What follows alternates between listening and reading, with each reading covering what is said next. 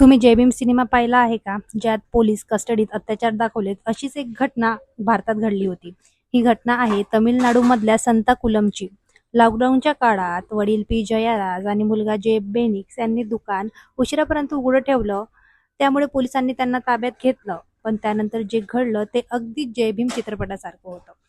कस्टडीत अमानुष मारहाण, शरीरावर गंभीर जखमा आणि काही दिवसात दोघांचाही मृत्यू झाला. या घटनेनंतर संपूर्ण देश हादरला आणि चौकशी ही सेंट्रल ब्युरो ऑफ इन्व्हेस्टिगेशन म्हणजे CBI कडे देण्यात आली. या प्रकरणात 9 पोलीस अधिकाऱ्यांवर गुन्हा दाखल करण्यात आला.